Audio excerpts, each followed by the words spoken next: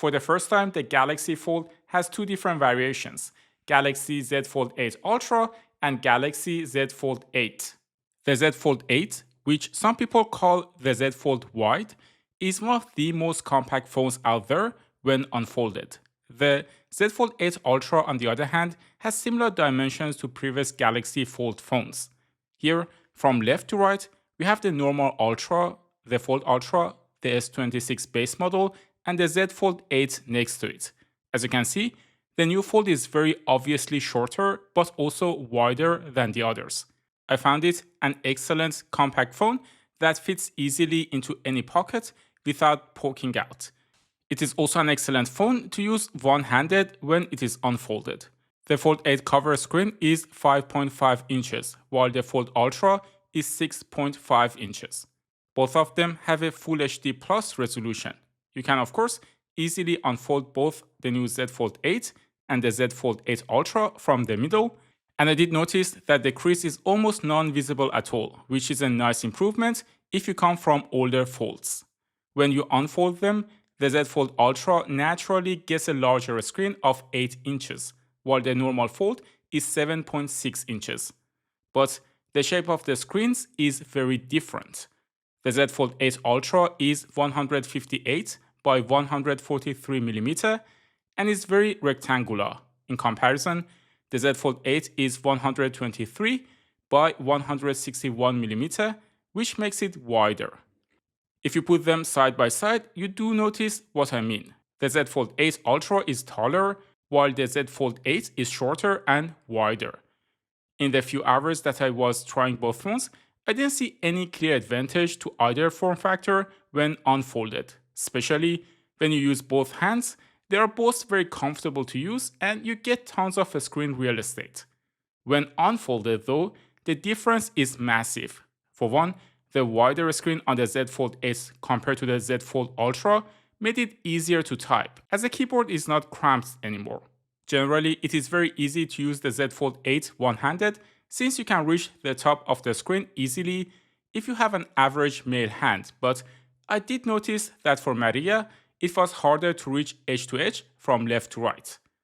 The Fold 8 Ultra has more of a 16:9 aspect ratio, which makes it easier to consume media like horizontal videos. For watching vertical videos, I think either of them is fine. The Ultra has more black bars at the top and bottom, while the Z Fold 8 has black bars on the left and right. Generally, when you need more screen real estate like with Google Maps, having a taller phone like the Ultra can also help. If I personally had to pick either of them though, I would definitely go for the Fold 8 and not the Ultra, since if you actually do need more screen, you can simply unfold your phone. Design-wise, the Fold 8 Ultra is a bit heavier at 215 grams, while the Fold 8 is 201 grams, and they are both IP48 rated. The Ultra is a tiny bit thinner at 8.9 mm compared to 9.7 mm on the normal Fold.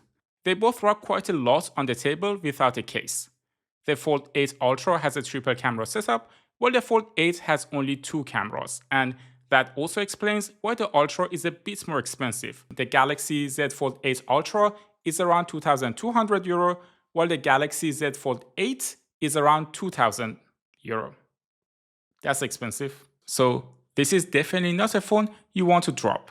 That's where the Subcase UB Grip, the sponsor of today's video, comes in.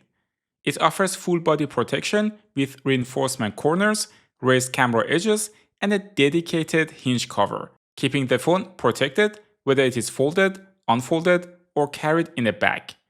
On the back, there is an adjustable metal kickstand that works in both portrait and landscape mode, making it perfect for videos, multitasking, and video calls. It also has a strong built-in magnets, so you can use MagSafe chargers, wallets, and car mounts. The textured sides provide a much more secure one-handed grip, and the case even includes both privacy glass and regular tempered glass for the cover screen. Check the link in the description to protect your expensive phone. Moving back to the camera, the Z Fold 8 Ultra has a better 200 megapixel main camera compared to the 50 megapixel camera on the Fold 8. For reference, this is Maria, and video is shot on a Sony full-frame camera.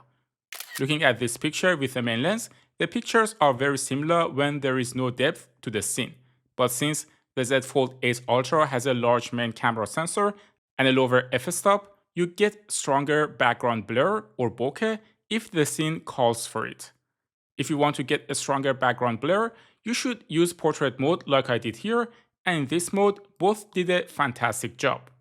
For video with the main lens, the Ultra has a slightly better quality, again, due to the larger sensor and lower f-stop. The shadows are a bit too raised on the normal Z Fold 8. When it comes to stabilization though, they are both doing a great job, and I didn't notice much difference between the footage from the Fold 8 Ultra and the Z Fold 8. The selfie camera is the same on both. It is a 10 megapixel one, but of course the beauty of the Fold is that you can also use the main camera for selfies by using the outer screen as a viewfinder. The ultra-wide cameras on both of them are similar too. In my opinion, both are doing a great job, especially since we were indoors. The Z Fold 8 Ultra also has an extra telephoto lens, which means you can zoom further into the subject. I wouldn't make that a deciding factor for my purchase though, as the telephoto lens on the Ultra is a not so great 10 megapixel one. Here at 3x zoom, I dare say I see no real benefit from the Ultra's optical zoom compared to the normal Fold's digital crop. Both phones launched with Android 17 and OneUI 9. They both have the same AI features like circle to search and everything else you find on Android and Galaxy phones.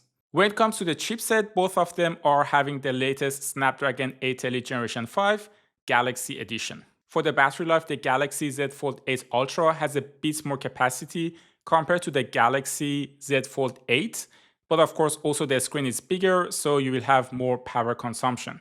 To be exact, the Z Fold 8 Ultra has a 5000 mAh battery, similar to what we see on the S26 Ultra, while the Z Fold 8 has a 4800 mAh battery.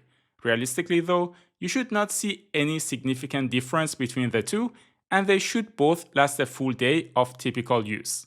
So should you go for the Galaxy Z Fold 8 Ultra or the Galaxy Z Fold 8? For me personally, the Galaxy Z Fold 8 has a much better form factor, but I do recommend that you go to the store yourself and check which one makes more sense to you. I really like compact phones. Of course, both of them are quite expensive at €2,000 and €2,200. What I do also recommend is that maybe you can look at the Galaxy Z Flip 8 or the Galaxy S26 base model as a cheaper phone. If you want to see how those two phones compare to each other, you can watch this video next. Thanks for tuning into Tecmo, and I will see you in the next one.